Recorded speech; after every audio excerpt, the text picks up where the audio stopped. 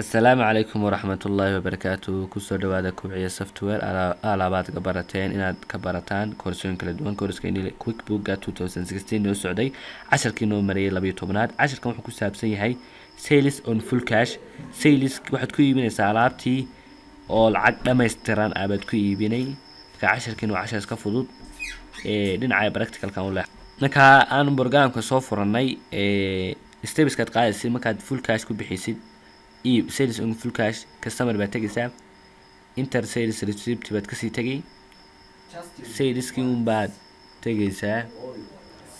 halkaa waxaad ku qoraysaa macaamiilkii kasoo qaad macaamiil jaamac ku qornay jaamac baa alaab naga iibsaday halkaasaan iskaga dhafana bannaan quick act baan iskaga dhahnaa then halkaa waxaad ku qoraysaa itemkii aad ka iibisay kasoo qaad waxaan ka iibinay sonkor sonkorta waxay nagu joogtaa $22 kasoo qaad laba kiish baan ka iibinay wuxuu ku dhufayaa laba kiish 44 baan noqonaya marka hadeer full cash lacagta waan ka qabanay ninkii safe aan kala soo banaanaa maadaama ka qabanay reportskeeni baa ka eegana inuu lacag nagu beertay ama and deposit fund keenu ugu beeray maadaama ay lacagtii wali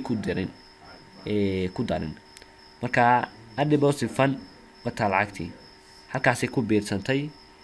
inventory-geeniina uu yaraaday oo wuxuu ahaa markii ugu horeysay 400 baa markaa hoos u yara dhacay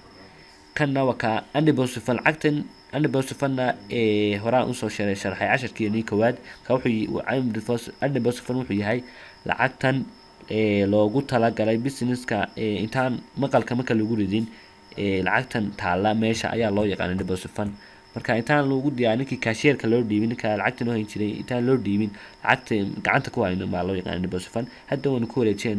wareejin doonaa 10 noo soo socda bay noqon doontaa marka intaas halkaas ka gashay marka 10 keeni waa intaas ku kooban yahay. Wassalaamu calaykum waraxmatullaahi wabarakaatuh.